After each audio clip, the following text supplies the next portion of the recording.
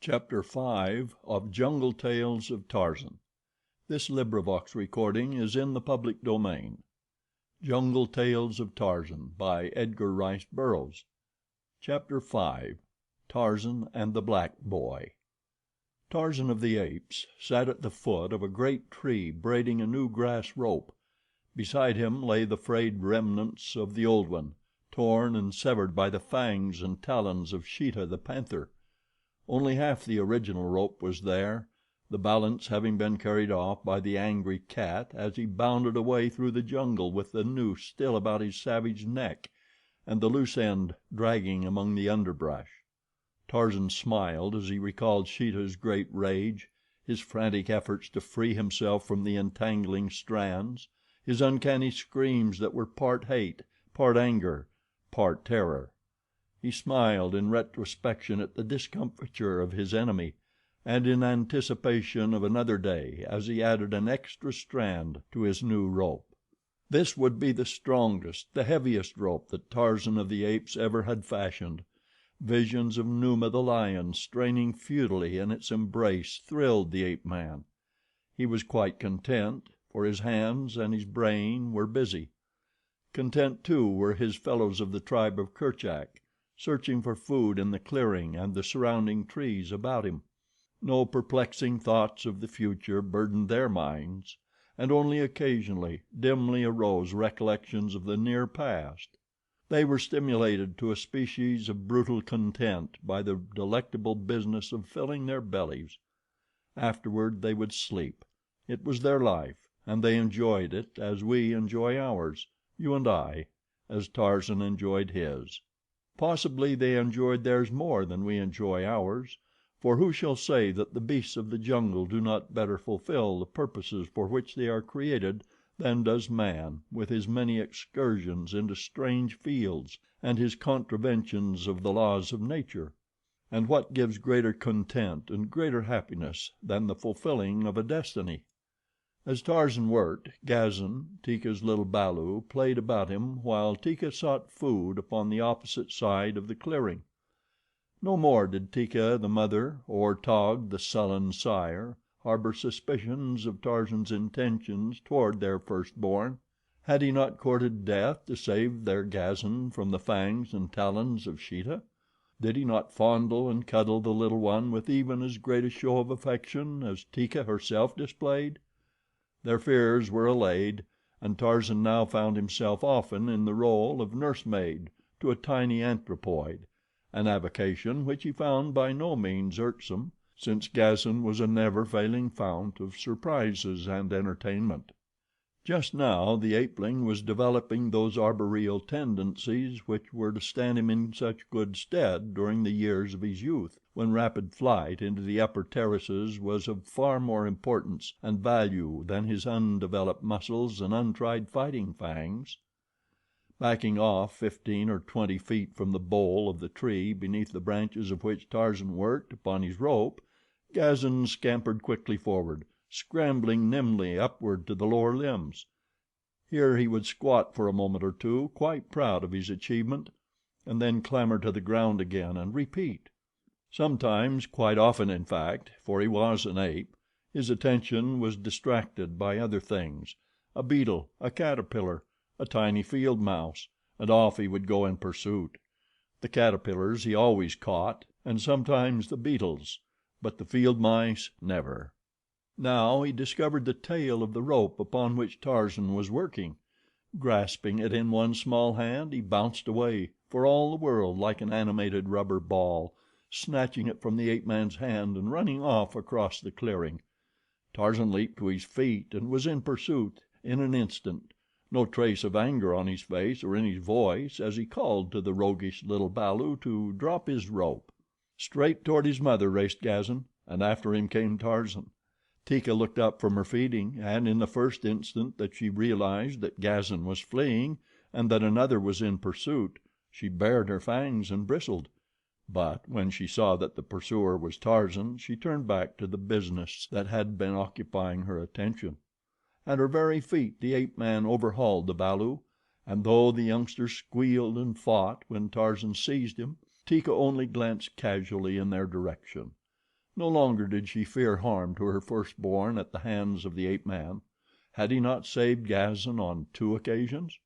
Rescuing his rope, Tarzan returned to his tree and resumed his labor; but thereafter it was necessary to watch carefully the playful balu, who was now possessed to steal it whenever he thought his great, smooth skinned cousin was momentarily off his guard. But even under this handicap Tarzan finally completed the rope, a long, pliant weapon, stronger than any he had ever made before. The discarded piece of his former one he gave to Gazan for a plaything, for Tarzan had it in his mind to instruct Teeka's balu after ideas of his own, when the youngster should be old and strong enough to profit by his precepts. At present the little ape's innate aptitude for mimicry would be sufficient to familiarize him with Tarzan's ways and weapons, and so the ape man swung off into the jungle, his new rope coiled over one shoulder, while little Gazan hopped about the clearing, dragging the old one after him in childish glee.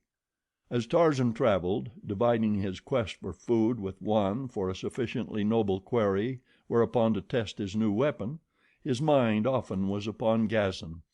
The ape man had realized a deep affection for Teeka's balu almost from the first, partly because the child belonged to Teeka, his first love, and partly for the little ape's own sake, and Tarzan's human longing for some sentient creature upon which to expend those natural affections of the soul which are inherent to all normal members of the genus homo.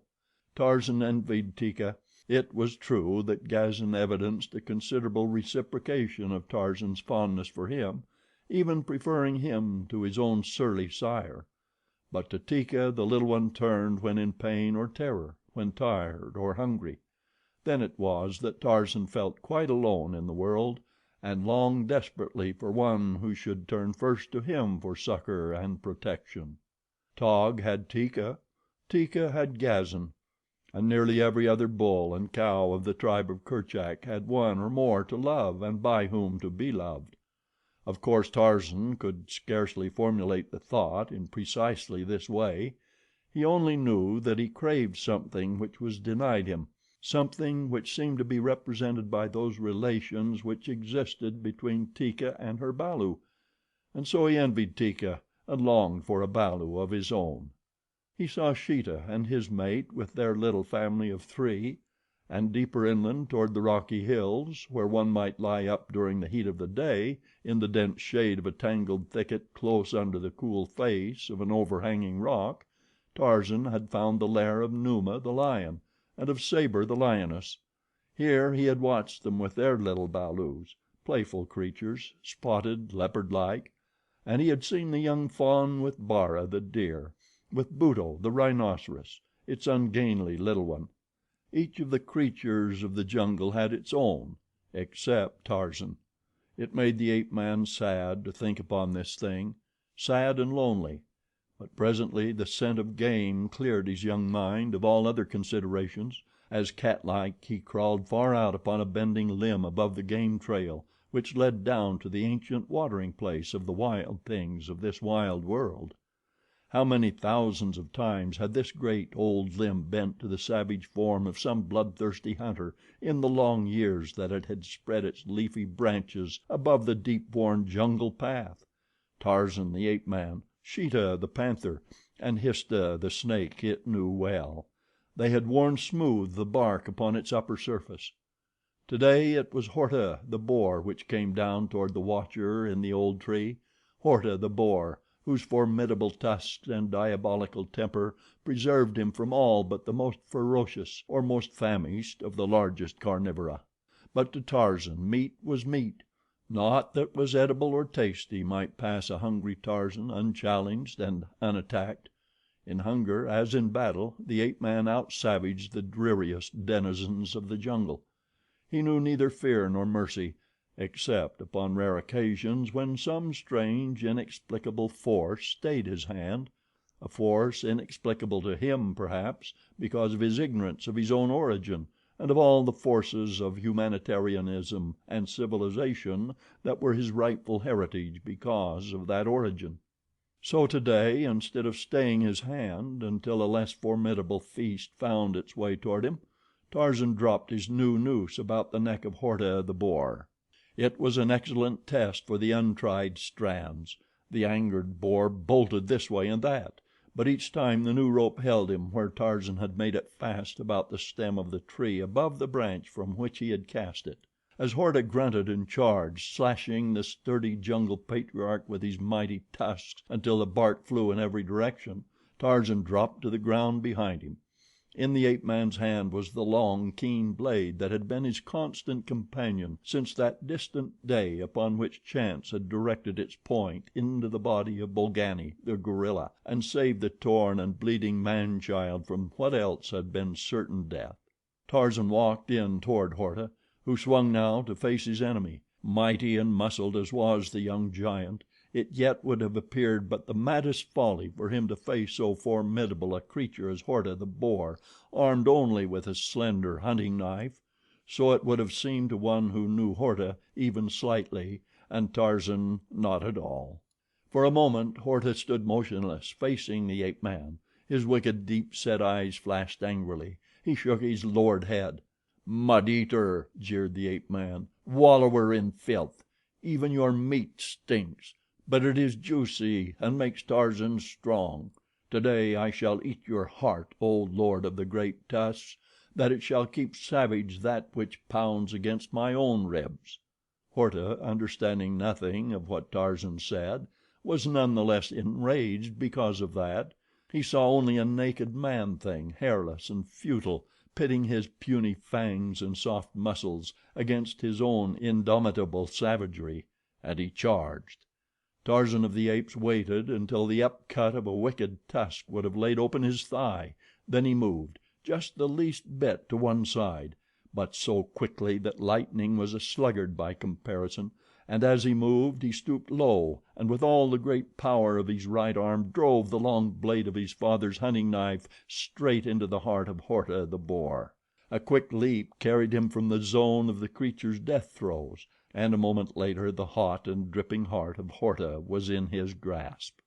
His hunger satisfied, Tarzan did not seek a lying up place for sleep, as was sometimes his way, but continued on through the jungle, more in search of adventure than of food, for today he was restless. And so it came that he turned his footsteps toward the village of Mbonga, the black chief, whose people Tarzan had baited remorselessly since that day upon which Kulonga, the chief's son, had slain Kala. A river winds close beside the village of the black men. Tarzan reached its side a little below the clearing where squat the thatched huts of the Negroes. The river life was ever fascinating to the ape man. He found pleasure in watching the ungainly antics of Duro, the hippopotamus, and keen sport in tormenting the sluggish crocodile Gimla as he basked in the sun. Then, too, there were the shes and the balus of the black men of the Gomangani to frighten as they squatted by the river, the shes with their meager washing, the balus with their primitive toys. This day he came upon a woman and her child farther downstream than usual. The former was searching for a species of shellfish which was to be found in the mud close to the river bank. She was a young black woman of about 30.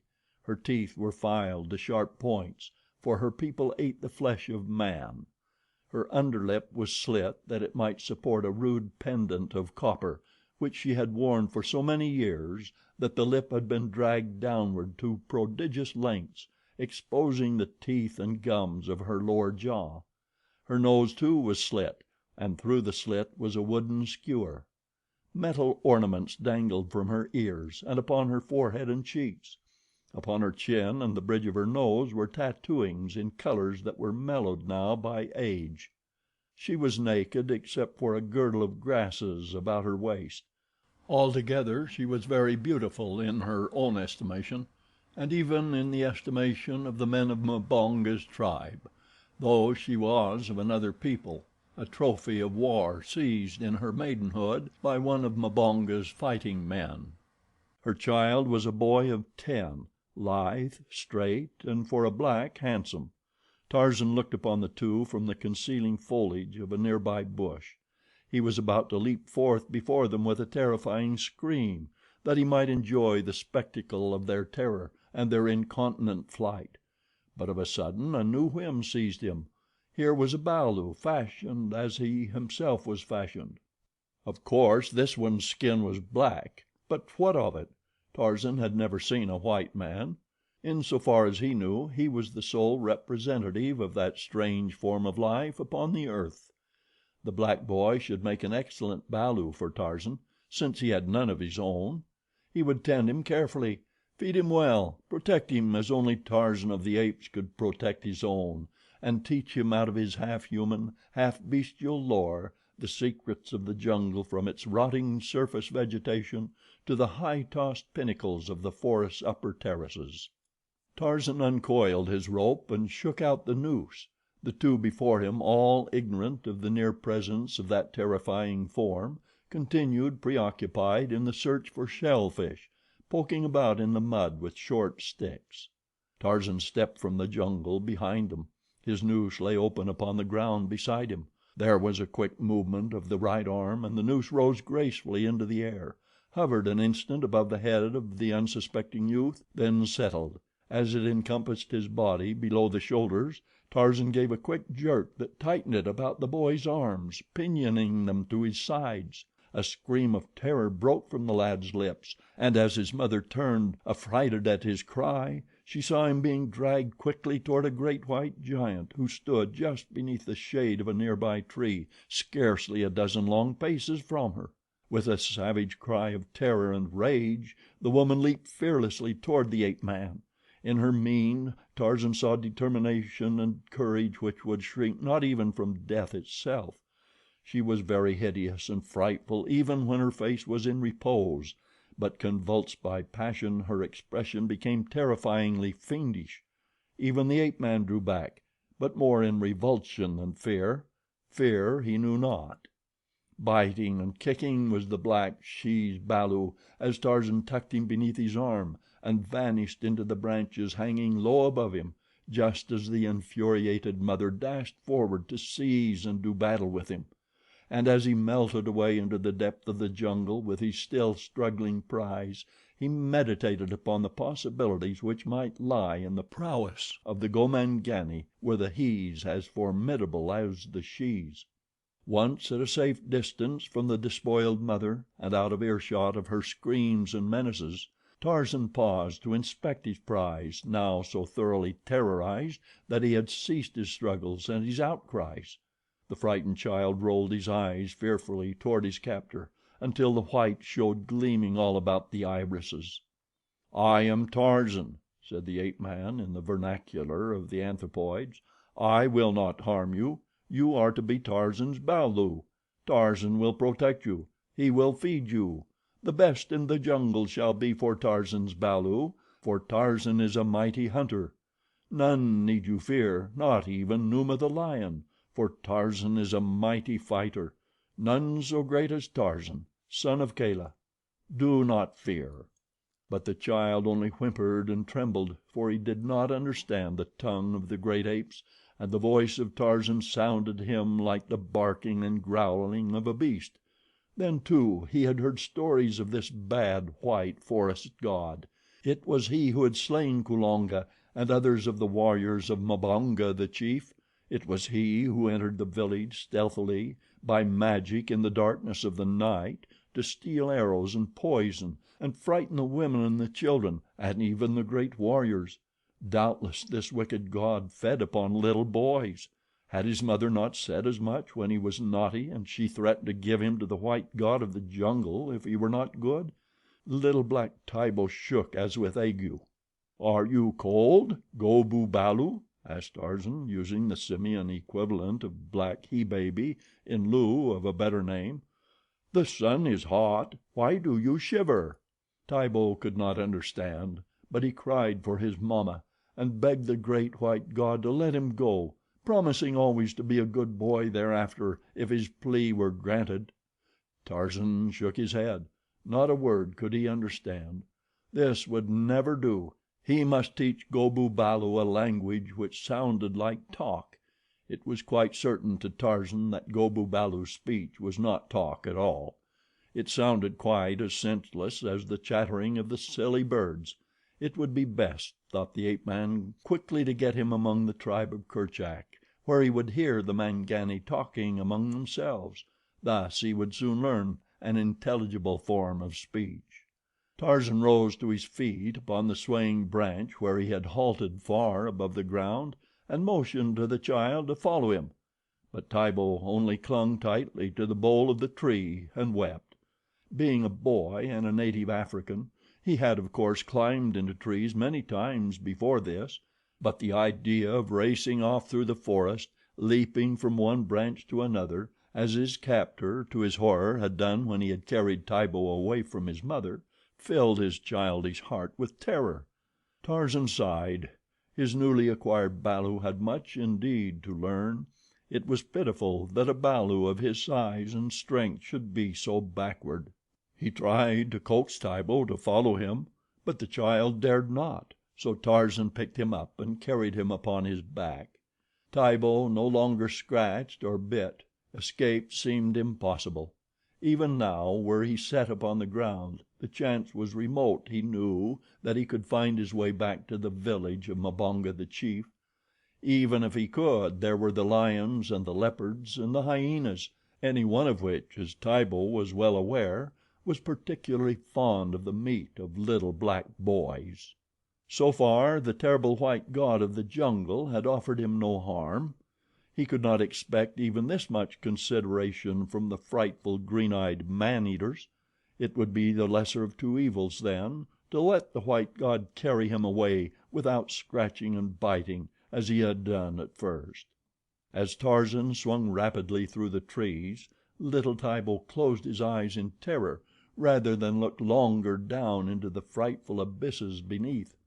Never before in all his life had Tibo been so frightened, yet as the white giant sped on with him through the forest, there stole over the child an inexplicable sensation of security as he saw how true were the leaps of the ape man, how unerring his grasp upon the swaying limbs which gave him handhold, and then, too, there was safety in the middle terraces of the forest, far above the reach of the dreaded lions.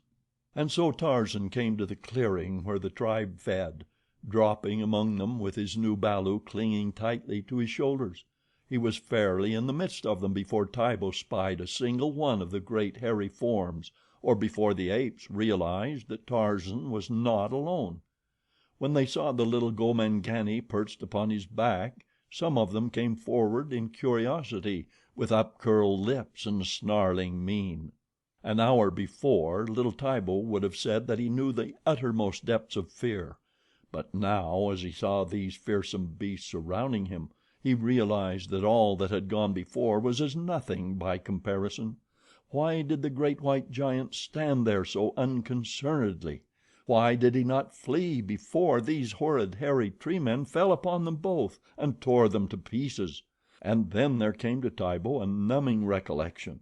It was none other than the story he had heard passed from mouth to mouth fearfully by the people of Mbonga, the chief, that this great white demon of the jungle was naught other than a hairless ape, for had not he been seen in company with these?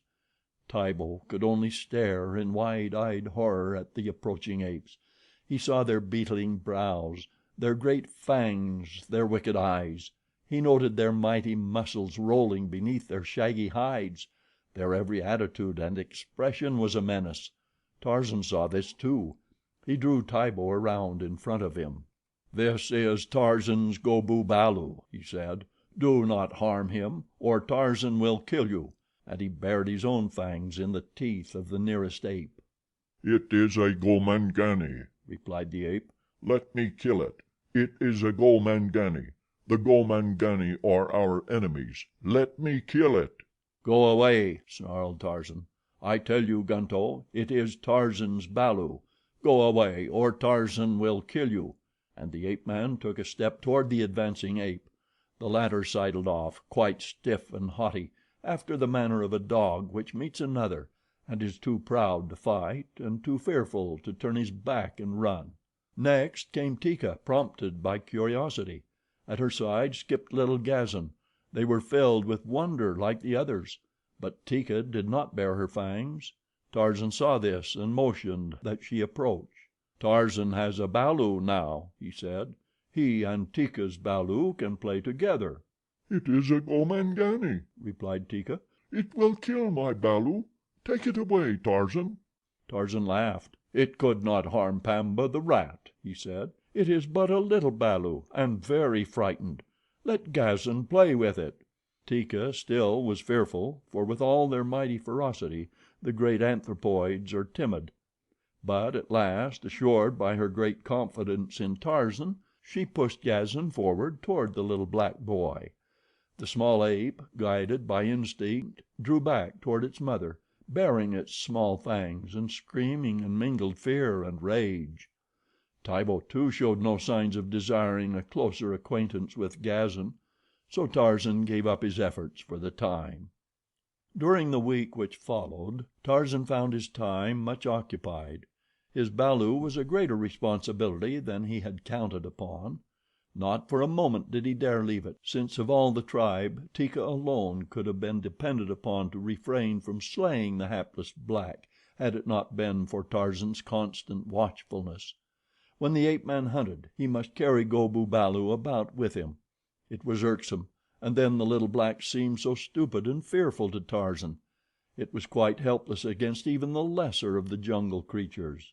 Tarzan wondered how it had survived at all. He tried to teach it, and found a ray of hope in the fact that Go bu balu had mastered a few words of the language of the anthropoids, and that he could now cling to a high tossed branch without screaming in fear.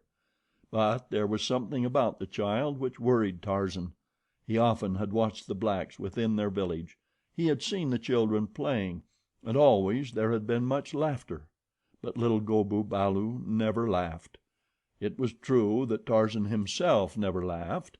Upon occasion he smiled, grimly, but to laughter he was a stranger. The black, however, should have laughed, reasoned the ape man. It was the way of the Gomangani. Also he saw that the little fellow often refused food and was growing thinner day by day. At times he surprised the boy sobbing softly to himself. Tarzan tried to comfort him, even as fierce Kala had comforted Tarzan when the ape man was a balu, but all to no avail. Go bu balu merely no longer feared Tarzan, that was all. He feared every other living thing within the jungle. He feared the jungle days with their long excursions through the dizzy tree tops. He feared the jungle nights with their swaying, perilous couches far above the ground and the grunting and coughing of the great carnivora prowling beneath him. Tarzan did not know what to do.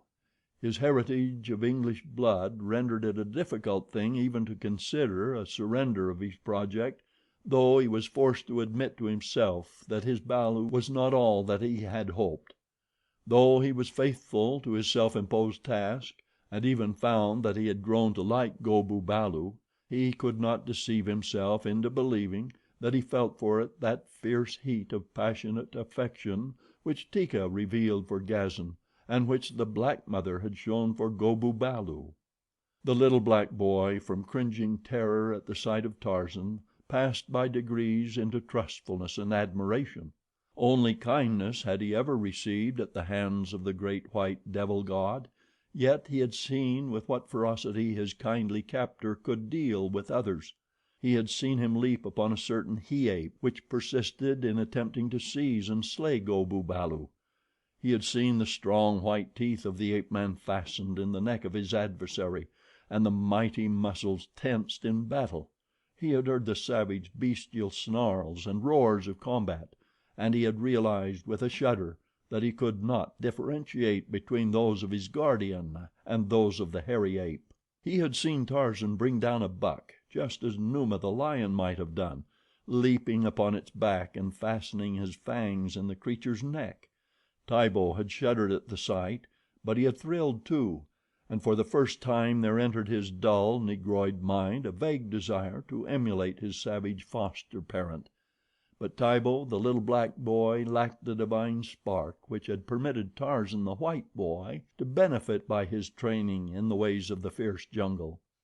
In imagination he was wanting, and imagination is but another name for superintelligence. Imagination it is which builds bridges and cities and empires. The beasts know it not, the blacks only a little, while to 1 in 100,000 of earth's dominant race it is given as a gift from heaven that man may not perish from the earth. While Tarzan pondered his problem concerning the future of his balu, fate was arranging to take the matter out of his hands. Momaya, Tibo's mother, grief stricken at the loss of her boy, had consulted the tribal witch doctor, but to no avail. The medicine he made was not good medicine, for though Momaya paid him 2 goats for it, it did not bring back Tibo, nor even indicate where she might search for him with reasonable assurance of finding him. Momaya, being of short temper, and of another people, had little respect for the witch doctor of her husband's tribe, and so when he suggested that a further payment of 2 more fat goats would doubtless enable him to make stronger medicine, she promptly loosed her shrewish tongue upon him, and with such good effect that he was glad to take himself off with his zebra's tail and his pot of magic. When he had gone and Momaya had succeeded in partially subduing her anger, she gave herself over to thought, as she so often had done since the abduction of her Tibo, in the hope that she finally might discover some feasible means of locating him, or at least assuring herself as to whether he were alive or dead. It was known to the blacks that Tarzan did not eat the flesh of man, for he had slain more than one of their number, yet never tasted the flesh of any. Too, the bodies always had been found, sometimes dropping as though from the clouds to alight in the center of the village. As Tibo's body had not been found, Momaya argued that he still lived; but where? Then it was that there came to her mind a recollection of Bukawai, the unclean, who dwelt in a cave in the hillside to the north, and who, it was well known, entertained devils in his evil lair. Few, if any, had the temerity to visit old Bukawai, firstly because of fear of his black magic and the 2 hyenas who dwelt with him and were commonly known to be devils masquerading, and secondly because of the loathsome disease which had caused Bukawai to be an outcast, a disease which was slowly eating away his face. Now it was that Momaya reasoned shrewdly that if any might know the whereabouts of her Tibo, it would be Bukawai, who was in friendly intercourse with gods and demons, since a demon or a god it was who had stolen her baby; but even her great mother love was sorely taxed to find the courage to send her forth into the black jungle toward the distant hills and the uncanny abode of Bukawai, the unclean, and his devils. Mother love, however, is one of the human passions which closely approximates to the dignity of an irresistible force. It drives the frail flesh of weak women to deeds of heroic measure. Momaya was neither frail nor weak physically, but she was a woman, an ignorant, superstitious African savage. She believed in devils, in black magic, and in witchcraft.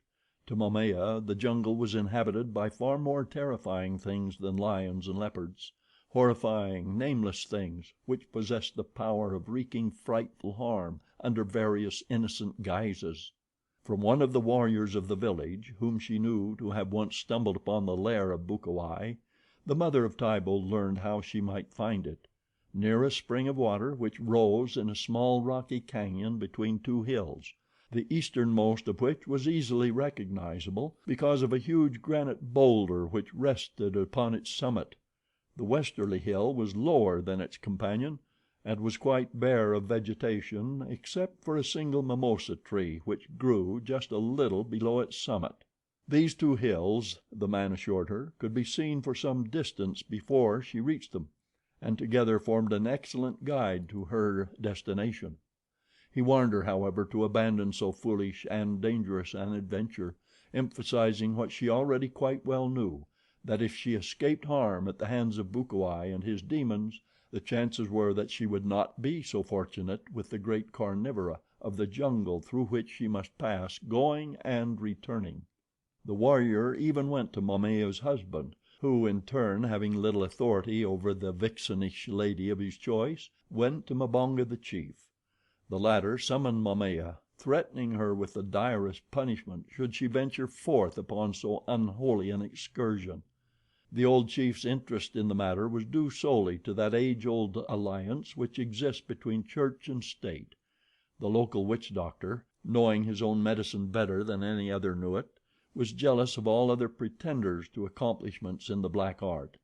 He long had heard of the power of Bukawai, and feared lest, should he succeed in recovering Momaya's lost child, much of the tribal patronage and consequent fees would be diverted to the unclean one.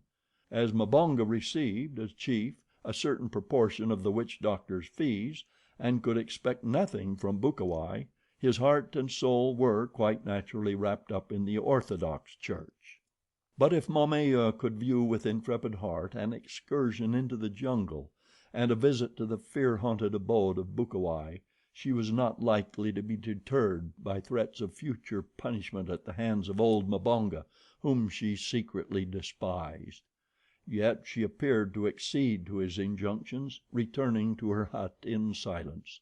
She would have preferred starting upon her quest by daylight, but this was now out of the question, since she must carry food and a weapon of some sort, things which she never could pass out of the village with by day without being subjected to curious questioning that surely would come immediately to the ears of Mbonga. So Momaya bided her time until night, and just before the gates of the village were closed, she slipped through into the darkness and the jungle. She was much frightened, but she set her face resolutely toward the north, and though she paused often to listen breathlessly for the huge cats which, here, were her greatest terror, she nevertheless continued her way staunchly for several hours, until a low moan a little to her right and behind her brought her to a sudden stop. With palpitating heart the woman stood, scarce daring to breathe, and then, very faintly but unmistakable to her keen ears, came the stealthy crunching of twigs and grasses beneath padded feet. All about Momaya grew the giant trees of the tropical jungle, festooned with hanging vines and mosses. She seized upon the nearest and started to clamber ape-like to the branches above. As she did so there was a sudden rush of a great body behind her, a menacing roar that caused the earth to tremble, and something crashed into the very creepers to which she was clinging, but below her. Momaya drew herself to safety among the leafy branches and thanked the foresight which had prompted her to bring along the dried human ear which hung from a cord about her neck. She always had known that the ear was good medicine. It had been given her when a girl by the witch doctor of her town tribe, and was nothing like the poor, weak medicine of Mbonga's witch doctor. All night Momaya clung to her perch, for although the lion sought other prey after a short time, she dared not descend into the darkness again for fear she might encounter him or another of his kind. But at daylight she clambered down and resumed her way.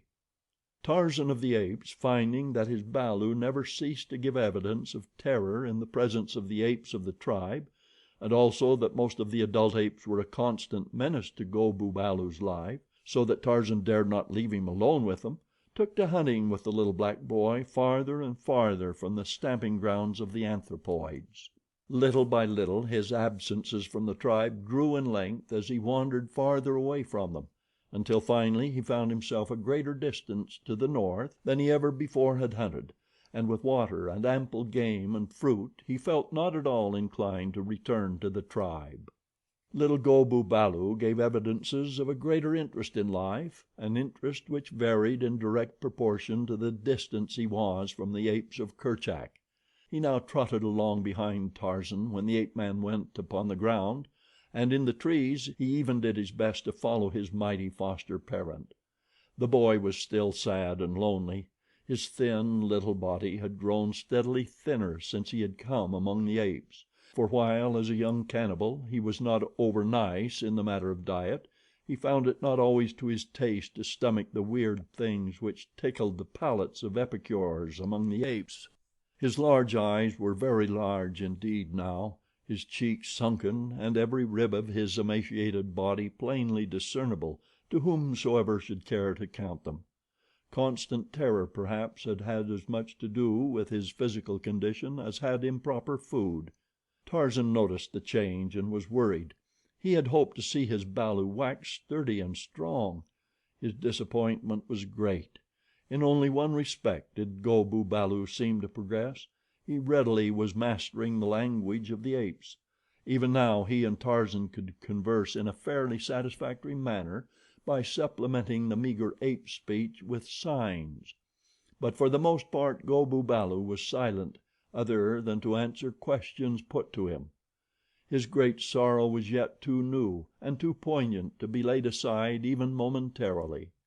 Always he pined for Momaya. Shrewish, hideous, repulsive perhaps she would have been to you or me, but to Tibo she was Mama, the personification of that one great love which knows no selfishness and which does not consume itself in its own fires. As the two hunted, or rather as Tarzan hunted and Go bu balu tagged along in his wake, the ape man noticed many things and thought much. Once they came upon Sabor moaning in the tall grasses. About her romped and played two little balls of fur; but her eyes were for one which lay between her great forepaws and did not romp, one who never would romp again. Tarzan read aright the anguish and the suffering of the huge mother cat. He had been minded to bait her. It was to do this that he had sneaked silently through the trees until he had come almost above her; but something held the ape man as he saw the lioness grieving over her dead cub. With the acquisition of Go bu balu, Tarzan had come to realize the responsibilities and sorrows of parentage without its joys. His heart went out to Sabor, as it might not have done a few weeks before. As he watched her, there rose quite unbidden before him a vision of Momaya, the skewer through the septum of her nose, her pendulous underlip sagging beneath the weight which dragged it down. Tarzan saw not her unloveliness. He saw only the same anguish that was Sabor's, and he winced. That strange functioning of the mind which sometimes is called association of ideas snapped Teeka and Gazan before the ape man's mental vision. What if one should come and take Gazan from Teeka? Tarzan uttered a low and ominous growl as though Gazan were his own. Go bu balu glanced here and there apprehensively, thinking that Tarzan had espied an enemy. Sabor sprang suddenly to her feet, her yellow-green eyes blazing, her tail lashing, as she cocked her ears and raising her muzzle sniffed the air for possible danger. The two little cubs which had been playing scampered quickly to her, and standing beneath her peered out from between her forelegs, their big ears upstanding, their little heads cocked first upon one side and then upon the other. With a shake of his black shock, Tarzan turned away and resumed his hunting in another direction. But all day there rose one after another above the threshold of his objective mind memory portraits of Sabor, of Momaya, and of Teeka. A lioness, a cannibal, and a she ape, yet to the ape man they were identical through motherhood. It was noon of the third day when Momaya came within sight of the cave of Bukawai, the unclean. The old witch doctor had rigged a framework of interlaced boughs to close the mouth of the cave from predatory beasts. This was now set to one side, and the black cavern beyond yawned mysterious and repellent. Momaya shivered as from a cold wind of the rainy season. No sign of life appeared about the cave, yet Momaya experienced that uncanny sensation as of unseen eyes regarding her malevolently. Again she shuddered. She tried to force her unwilling feet onward toward the cave, when from its depths issued an uncanny sound that was neither brute nor human, a weird sound that was akin to mirthless laughter. With a stifled scream, Momaya turned and fled into the jungle. For 100 yards she ran before she could control her terror, and then she paused, listening. Was all her labor, were all the terrors and dangers through which she had passed, to go for naught? She tried to steel herself to return to the cave, but again fright overcame her. Saddened, disheartened, she turned slowly upon the back trail toward the village of Mbonga. Her young shoulders now were drooped like those of an old woman who bears a great burden of many years with their accumulated pains and sorrows, and she walked with tired feet and a halting step. The spring of youth was gone from Momaya. For another 100 yards she dragged her weary way, her brain half paralyzed from dumb terror and suffering, and then there came to her the memory of a little babe that suckled at her breast, and of a slim boy who romped, laughing, about her, and they were both Tibo, her Tibo. Her shoulders straightened, she shook her savage head, and she turned about and walked boldly back to the mouth of the cave of Bukawai the unclean, of Bukawai the witch doctor. Again from the interior of the cave came the hideous laughter that was not laughter. This time Momaya recognized it for what it was, the strange cry of a hyena. No more did she shudder, but she held her spear ready and called aloud to Bukawai to come out. Instead of Bukawai came the repulsive head of a hyena. Momaya poked at it with her spear, and the ugly, sullen brute drew back with an angry growl. Again Momaya called Bukawai by name, and this time there came an answer in mumbling tones that were scarce more human than those of the beast. "Who comes to Bukawai?" queried the voice. "It is Momaya," replied the woman. "Momaya from the village of Mbonga, the chief." "What do you want?" "I want good medicine, better medicine than Mbonga's witch doctor can make," replied Momaya. "The great white jungle god has stolen my Tibo, and I want medicine to bring him back, or to find where he is hidden, that I may go and get him." "Who is Tibo?" asked Bukawai. Momaya told him. "Bukawai's medicine is very strong," said the voice. "5 goats and a new sleeping mat are scarce enough in exchange for Bukawai's medicine." "2 goats are enough," said Momaya, for the spirit of barter is strong in the breasts of the blacks. The pleasure of haggling over the price was a sufficiently potent lure to draw Bukawai to the mouth of the cave. Momaya was sorry, when she saw him, that he had not remained within. There are some things too horrible, too hideous, too repulsive for description. Bukawai's face was of these. When Momaya saw him she understood why it was that he was almost inarticulate. Beside him were 2 hyenas, which rumor had said were his only and constant companions. They made an excellent trio, the most repulsive of beasts with the most repulsive of humans. "5 goats and a new sleeping mat," mumbled Bukawai.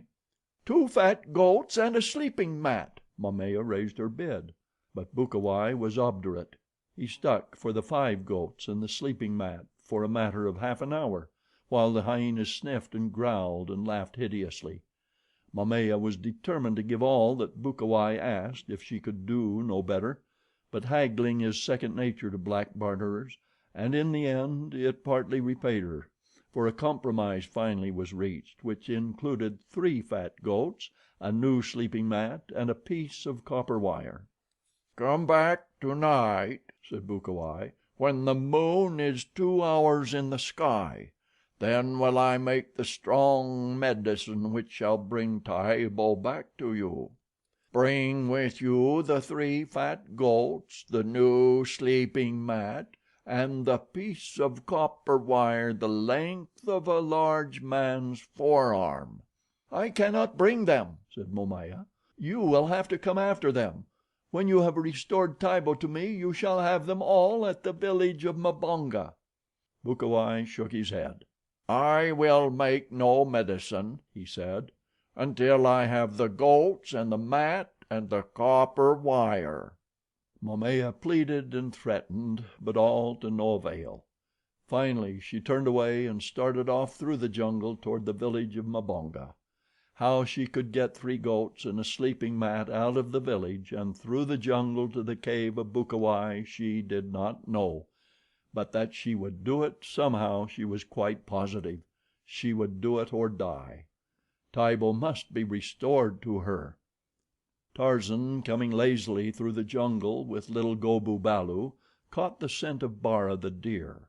Tarzan hungered for the flesh of Bara. Naught tickled his palate so greatly; but to stalk Bara with Go bu balu at his heels was out of the question, so he hid the child in the crotch of a tree where the thick foliage screened him from view, and set off swiftly and silently upon the spoor of Bara. Tibo, alone, was more terrified than Tibo even among the apes. Real and apparent dangers are less disconcerting than those which we imagine, and only the gods of his people knew how much Tibo imagined. He had been but a short time in his hiding place when he heard something approaching through the jungle. He crouched closer to the limb upon which he lay and prayed that Tarzan would return quickly. His wide eyes searched the jungle in the direction of the moving creature. What if it was a leopard that had caught his scent? It would be upon him in a minute. Hot tears flowed from the large eyes of little Tibo. The curtain of jungle foliage rustled close at hand. The thing was but a few paces from his tree. His eyes fairly popped from his black face as he watched for the appearance of the dread creature which presently would thrust a snarling countenance from between the vines and creepers. And then the curtain parted and a woman stepped into full view. With a gasping cry, Tibo tumbled from his perch and raced toward her. Momaya suddenly started back and raised her spear, but a second later she cast it aside and caught the thin body in her strong arms. Crushing it to her, she cried and laughed all at one and the same time, and hot tears of joy mingled with the tears of Tibo trickled down the crease between her naked breasts. Disturbed by the noise so close at hand, there arose from his sleep in a nearby thicket Numa, the lion. He looked through the tangled underbrush and saw the black woman and her young. He licked his chops and measured the distance between them and himself. A short charge and a long leap would carry him upon them. He flicked the end of his tail and sighed. A vagrant breeze, swirling suddenly in the wrong direction, carried the scent of Tarzan to the sensitive nostrils of Bara, the deer. There was a startled tensing of muscles and cocking of ears, a sudden dash, and Tarzan's meat was gone. The ape man angrily shook his head and turned back toward the spot where he had left Go bu balu. He came softly, as was his way. Before he reached the spot he heard strange sounds, the sound of a woman laughing and of a woman weeping, and the two, which seemed to come from one throat, were mingled with the convulsive sobbing of a child. Tarzan hastened, and when Tarzan hastened only the birds and the wind went faster. And as Tarzan approached the sounds he heard another, a deep sigh. Momaya did not hear it, nor did Tibo, but the ears of Tarzan were as the ears of Bara, the deer. He heard the sigh and he knew, so he unloosed the heavy spear which dangled at his back. Even as he sped through the branches of the trees, with the same ease that you or I might take out a pocket handkerchief as we strolled nonchalantly down a lazy country lane, Tarzan of the Apes took the spear from its thong that it might be ready against any emergency. Numa, the lion, did not rush madly to attack. He reasoned again, and reason told him that already the prey was his, so he pushed his great bulk through the foliage and stood eyeing his meat with baleful, glaring eyes. Momaya saw him and shrieked, drawing Tibo closer to her breast. To have found her child and to lose him all in a moment. She raised her spear, throwing her hand far back of her shoulder. Numa roared and stepped slowly forward. Momaya cast her weapon. It grazed the tawny shoulder, inflicting a flesh wound which aroused all the terrific bestiality of the carnivore, and the lion charged. Momaya tried to close her eyes but could not. She saw the flashing swiftness of the huge oncoming death, and then she saw something else. She saw a mighty, naked white man drop as from the heavens into the path of the charging lion. She saw the muscles of a great arm flash in the light of the equatorial sun as it filtered, dappling, through the foliage above. She saw a heavy hunting spear hurtle through the air to meet the lion in mid-leap. Numa brought up upon his haunches, roaring terribly, and striking at the spear which protruded from his breast. His great blows bent and twisted the weapon. Tarzan, crouching and with hunting knife in hand, circled warily about the frenzied cat. Momaya, wide-eyed, stood rooted to the spot, watching, fascinated. In sudden fury Numa hurled himself toward the ape man, but the wiry creature eluded the blundering charge, sidestepping quickly, only to rush in upon his foe. Twice the hunting blade flashed in the air, twice it fell upon the back of Numa, already weakening from the spear point so near his heart. The second stroke of the blade pierced far into the beast's spine, and with a last convulsive sweep of his forepaws, in a vain attempt to reach his tormentor, Numa sprawled upon the ground, paralyzed and dying. Bukawai, fearful lest he should lose any recompense, followed Momaya with the intention of persuading her to part with her ornaments of copper and iron against her return with the price of the medicine, to pay, as it were, for an option on his services, as one pays a retaining fee to an attorney, for, like an attorney, Bukawai knew the value of his medicine and that it was well to collect as much as possible in advance. The witch doctor came upon the scene as Tarzan leaped to meet the lion's charge. He saw it all and marveled, guessing immediately that this must be the strange white demon concerning whom he had heard vague rumors before Momaya came to him. Momaya, now that the lion was past harming her or hers, gazed with new terror upon Tarzan. It was he who had stolen her Tibo. Doubtless he would attempt to steal him again. Momaya hugged the boy close to her. She was determined to die this time rather than suffer Tibo to be taken from her again. Tarzan eyed them in silence. The sight of the boy clinging, sobbing to his mother aroused within his savage breast a melancholy loneliness. There was none thus to cling to Tarzan, who yearned so for the love of someone, of something. At last Tibo looked up, because of the quiet that had fallen upon the jungle, and saw Tarzan. He did not shrink. "Tarzan," he said in the speech of the great apes of the tribe of Kerchak, "do not take me from Momaya, my mother. Do not take me again to the lair of the hairy tree men, for I fear Taug and Gunto and the others.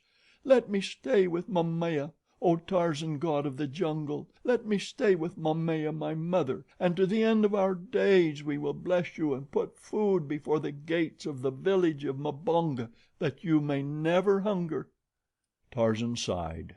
"Go," he said, "back to the village of Mbonga, and Tarzan will follow to see that no harm befalls you."